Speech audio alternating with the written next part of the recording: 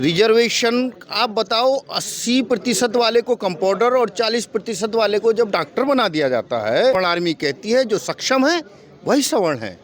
वंदे मातरम, वंदे मातरम, सवर्ण आर्मी जिंदाबाद। जातिगत प्रमाण पत्र की व्यवस्था, जातिगत प्रमाण पत्र की व्यवस्था। तो हमारे साथ हैं स्वर्ण आर्मी के प्रदेश प्रभारी एवं वत्सी। तो आइए इनसे जानते हैं। तो सर, अभी यहाँ पर हमने देखा कि एक मीटिंग हो रही थी, तो यहाँ पर स्वर्ण आर्मी के बारे में जिक्र किया गया। तो क्या जरूरत पड़ी है इस स्वर्ण आर्मी की? सामान्य जातियों का हक छीन करके दलितों पिछड़ों के नाम पर पे दिया जा रहा है। अमीर दलित उसे हड़पने का काम कर रहे हैं, अमीर पिछड़ा उसे हड़पने का काम कर रहा। गरीब दलित जो 75 वर्षों पूर्व भी गरीब था, गोबर मिट्टी में पड़ा हुआ था, आज 75 वर्ष बाद भी वो गोबर मिट्टी में पड़ा हुआ है। किसी भी प्रकार का लाभ जो है गरीब तक पहुंच नहीं पाता। मालदार दलित, मालदार पिछड़ा उसे हड़प लेता है, उस पर डकैती डालने का काम करता है। इसलिए सवर्ण आर्मी का गठन किया गया है। सवर्ण आर्मी कहती है जो सक्षम है वही सवर्ण है। जी, जो सक्षम है वही स्वर्ण। लेकिन अभी अभी हमने यहाँ पर देखा कि कुछ विचार रखे गए। तो क्या स्वर्ण आर्मी जो है आरक्षण के विरोध करती है? रिजर्वेशन किसी भी प्रतिभा को नीचे गिराने का काम करता है।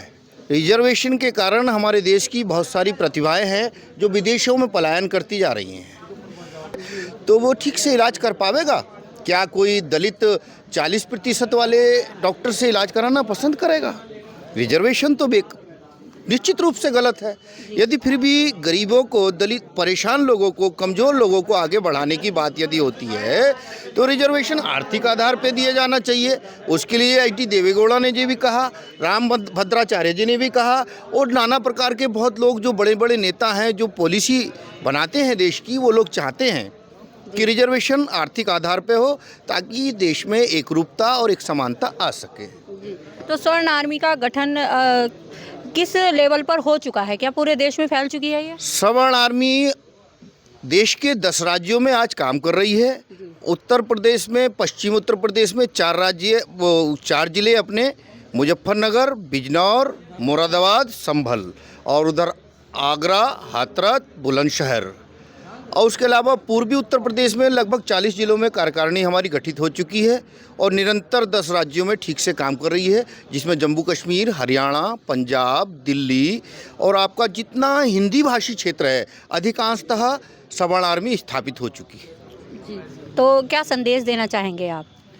मैं सवर्णों को यही संदेश देना चाहूँगा, एकजुट रहो, एकमुश्त रहो। बंद मुट्ठी लाख की। जब 10 लकड़ियाँ होती हैं उन्हें कोई तोड़ नहीं पाता, एक लकड़ी होती है उसे तोड़ देते हैं। यदि हम संगठित ना हुए तो निश्चित रूप से हमें, जैसे बता रहे जेएनयू में विदेशी हैं, आर्य हैं, हमें देश से बाहर करने का काम कर रहे हैं, हमें शोषक बताते हैं, या इसी तरह से हमें बदनाम कर रहे हैं।